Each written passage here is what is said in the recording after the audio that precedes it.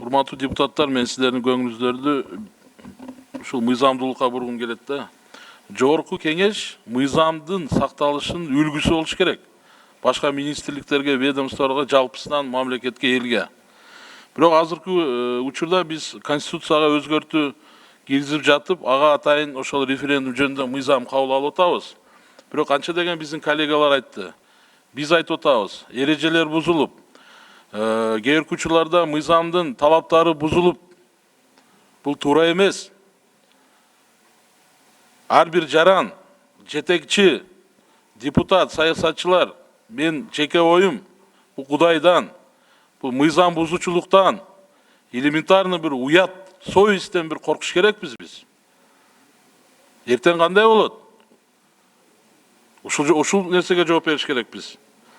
Мына азыр Өрмек Токтогулович айтып кетти. Прокуратура, сот беспредел депчи. Туура, мен макулмун. Бирок ошол сот менен прокурорлорду ким дайындап атат?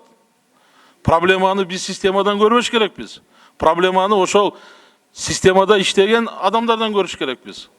Кадр маселесине көңүл буруш керекпиз. Былтыры мен ушул жерде айтканмын. Жалал Абад областынын соттун төрагасы, Аксынын райондук соттун төрагасы, ранее судимый адамдар. Ошолорду ким дайындап атат? Соттор тандоо кеңешинен өтүп атпайбы алар? Ошолорду дайындап атканда прокурорлорду, сотторду, башкаларды бир карап койбойлукпу?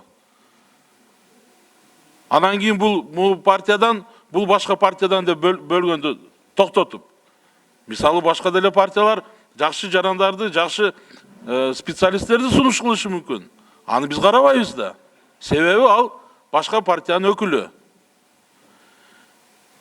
Анан кийин мен чакырып кетет элем да, ушул Кудайдын астында, мыйзамдын астында, элементарный бир уяттын астында бизде корку сезим болуш керек. Биз кандай үлгү болуп атабыз? Эртең башка ошол эле тергөөчү, прокурор, соттор, аларда корку сезими жок азыр. Прокуратураны талкалап жок кылайлык, макул. Аны баш эле жок кылганыңарга мен макулмун. Бирок эртең ошол тергөөчү, соттор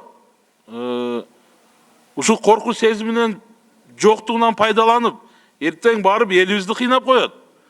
Мен жасасам боло берет экен, мага мен үстүмөн эч ким жок депчи. Ошондуктан мен урматтуу коллегалар кайрылып кетет элем. Ойлонойлук. Анан кийин башка партиялар, башка фракциялар сунуш бергенде, жок дегенде бир жооп берип койсоңор жакшы болмок. Бул жооп да жок да. Принцип убеждения болуш керек, а не принцип ультиматума. Кичине бир түшүндүргөнгө аракет кылыш керек да. Бул ушул күнгө чейин мен эч жооп албадым да, эмне себептен ушундай болуп аткан?